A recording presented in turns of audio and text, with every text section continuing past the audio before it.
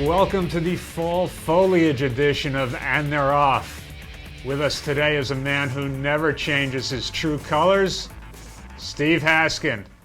Steve, are the leaves turning in New Jersey?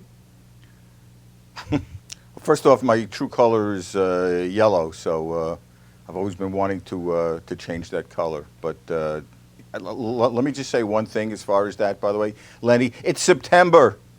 It's 75 degrees out. What's the matter with you? It's 75 degrees out. It's humid out.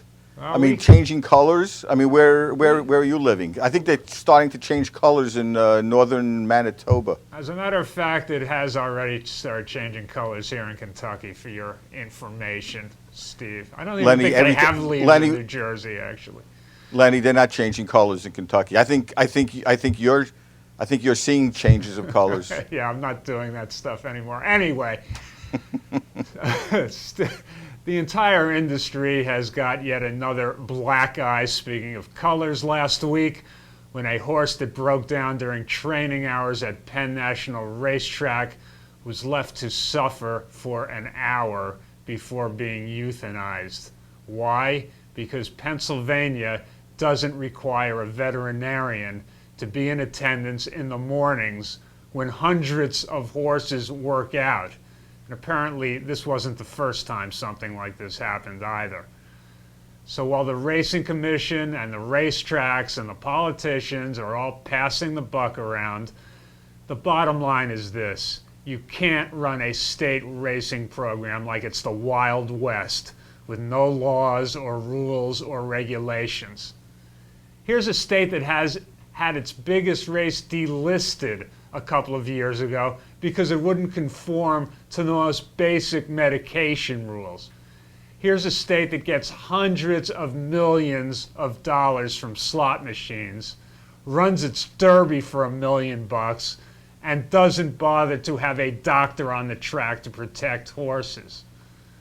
At this moment in time, when this industry is actually trying to improve its practices and its image, Pennsylvania is a disgrace, period.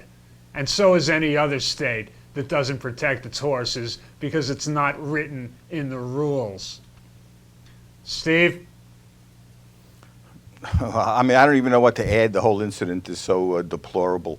Well, you know, what makes it worse, and to me, the officials at Penn National. I mean, the state is one thing, you can make up all the rules, but Penn National, the people at Penn National are the ones who are close to the horses. The horses are there right in front of them, and they're the ones that help them make a living.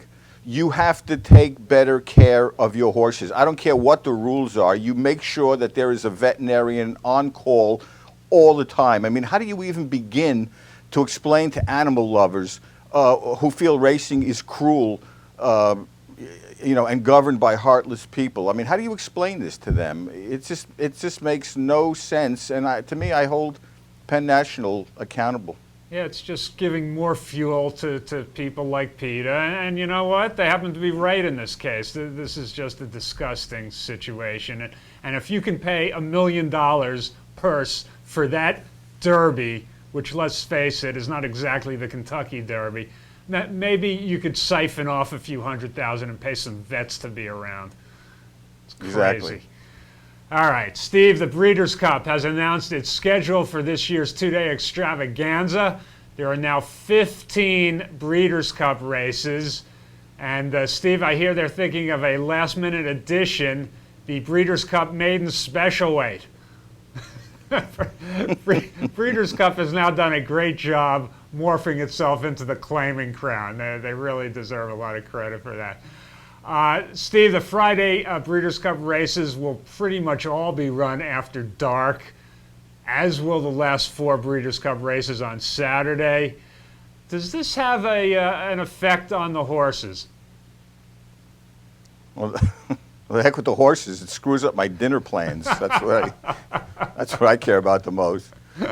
Seriously, the claiming crown is a bit over the top, but yeah, I do agree that it has to stop now. I mean, the Breeders' Cup is beginning to look like my Roses of Sharon bushes in my backyard. I can't see my backyard anymore. It grows so fast. And I just don't want to see this continue to grow where you cannot see each individual race and its importance and significance. You know, the more you're going to add, the less important and significant these races become. So, you know, with that said, you don't want to lose sight of the Breeders' Cup, okay, for what it stands for. But when I'm there and I'm covering the race, to be honest with you, I enjoy seeing all these horses competing in all these different divisions, horses you normally wouldn't get to see. These horses have a chance to make the big bucks and get the glory and be on national television. You know, and I admit it has diluted the event, but when I'm there, I do kind of enjoy it. But as I said before, the more races you have, the less special and less significant each race becomes. So I think they have to draw the line. This is where it should end. The more races there are, the later your dinner plans get, Steve. I hate to tell you. That's exactly right. Well, listen, I'm very adaptable. You know that, Lenny, right? Very flexible, yes. Yes. Yeah, and listen, as for night racing, you know, I don't like it. I don't like it from a racing standpoint. Churchill Downs in November is not Dubai in March, where they have to run it at night because of heat. This is November. It's in Kentucky, and you never know how much it might affect or disrupt a horse's schedule that he or she is normally on, and you don't know how much the lights can affect an individual horse. Yeah. I've seen enough horses get distracted by lights at Meadowlands, and I'm not certain lights didn't affect Zenyatta in some way, and I'm not sure lights didn't affect Quality Road for running the way he did. I mean, who knows if Zenyatta might have been, you know, distracted slightly enough coming down the stretch. It almost cheapens it a little bit to see it at night. I don't know. It's just me. Again, I am a traditionalist, so. Yes, you are, and flexible. Steve, the last round of big stakes action leading up to the Breeders' Cup begins this weekend. There is massive coast-to-coast action from Belmont to Santa Anita and points in between. Steve, what are some of the storylines we need to be looking at here during Oktoberfest? To me, what I find funny, one of the storylines, if you want, is the Jockey Club Gold Cup, where as of this point, it looks as if a majority or at least half the field are horses that are more geared to the marathon. In fact, Bill Mott has got two horses running, Drosselmeyer and Bird Run, and he said these are both marathon horses. Another horse, AU Minor, he could go either way depending on how he runs. But this is a horse who ran in last year's Breeders' Cup Marathon. So, I mean, what do we have here? We've got the horses using the Jockey Club Gold Cup as a prep for the Breeders' Cup Marathon. I mean, it's crazy. It's just a nutty race, especially with Tisway out of there. I mean, you got Stay Thirsty and Flat Out, and I don't know what else is going to show up other than these marathoners. They're going to crawl around the track there with no pace. But again, I mean, that's looking ahead.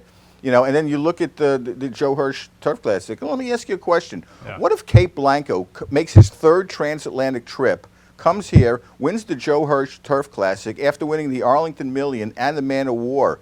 I mean, is that going to basically render the Breeders' Cup Turf meaningless as far as an Eclipse Award? I mean, what scenario can play out unless So You Think wins the Arc and then comes here and wins the Breeders' Cup Turf, if he even runs in that race, because he might be more considered a classic horse.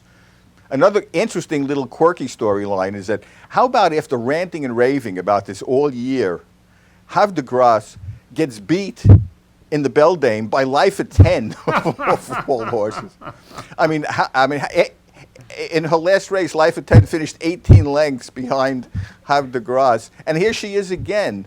And, you know, I don't want to make light of it because I've been around this filly a lot at Saratoga, and I really like her. She's a cool filly, and I hate seeing her be a shell of herself. So all I can hope for, I just hope that she runs a good race and just, you know, goes out and ends her career with, you know, with some dignity, because she's a good horse and she just hasn't been showing it. It's just been in one disaster after another. Yeah, that would be a bit of a form turnaround to make up the 18 lengths, but who knows? She deserves some good news after all her name has been dragged around for the last year. Exactly. You know, she keeps showing up in these races, but you know, listen, I hope she runs a good race. That's all. Yep.